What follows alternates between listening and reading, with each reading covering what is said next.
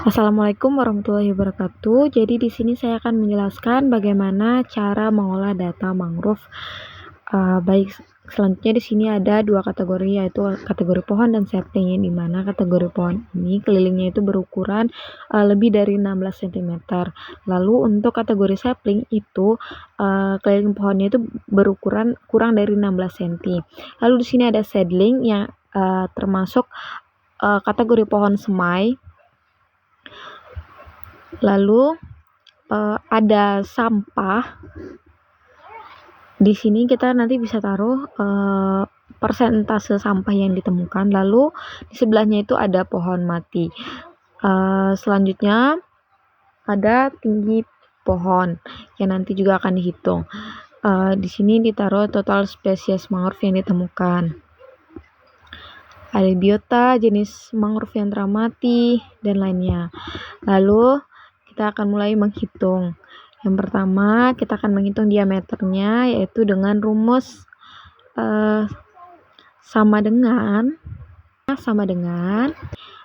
keliling mangrove dibagi dengan 3,14. Lalu kita enter. Jika ingin cepat, kita tarik saja. Langsung ditarik saja ke bawah. Begitu juga dengan sapling. Kita hitung juga sama dengan keliling dibagi dengan 3,14.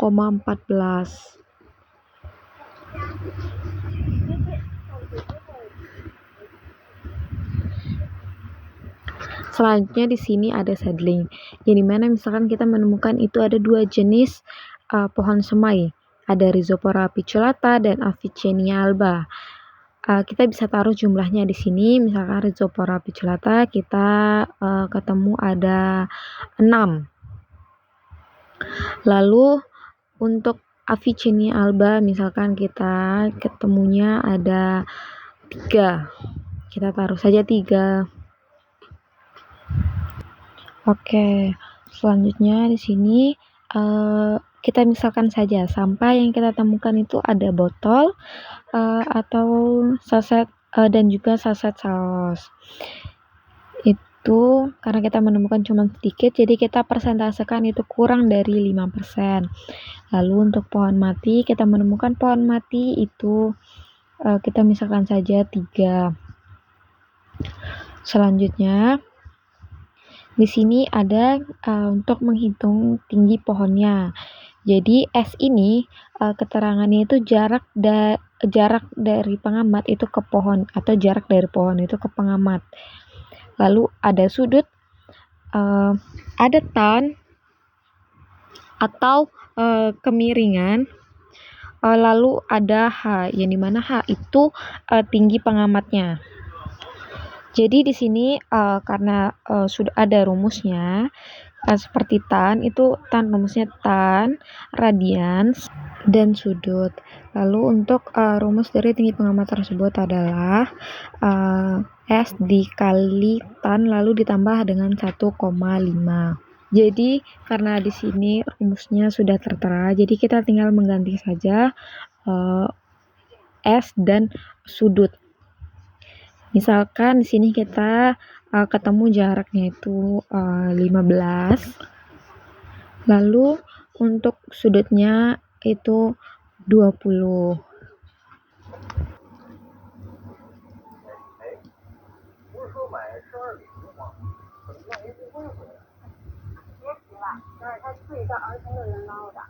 Lalu di sini ada total spesies mangrove.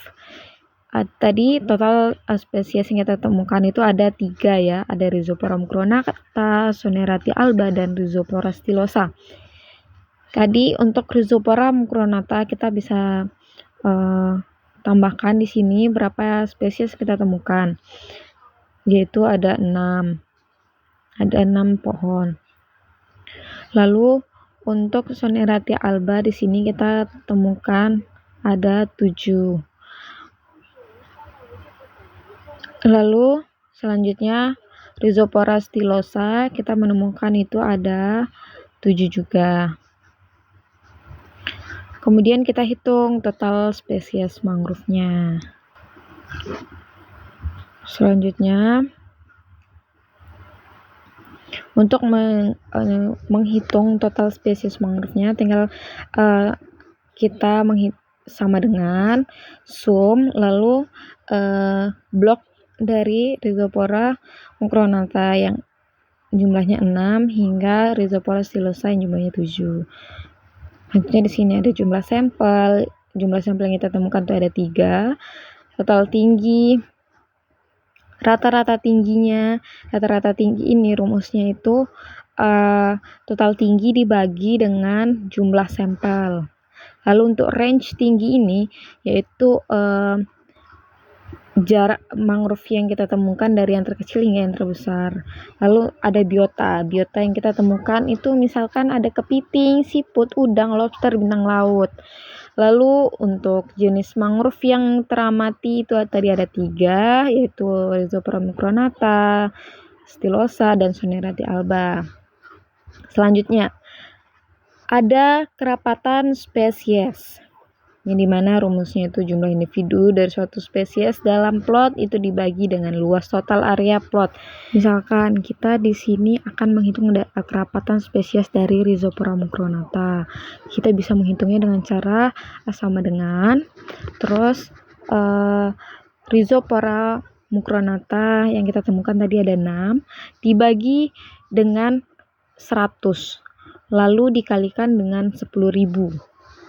Begitu juga dengan kerapatan spesies yang lainnya yang kita temukan.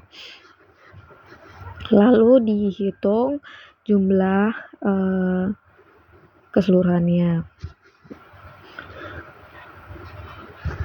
Kemudian di sini ada dominansi relatif, yang dimana rumusnya itu total basal area tiap spesies itu dibagi dengan total basal area seluruh spesies atau dikali 100. Artinya, misalkan kita di sini akan mencari dominansi relatif dari Rhizopora mucronata, yang dimana rumusnya itu sama dengan kita tinggal sum saja, cari sum,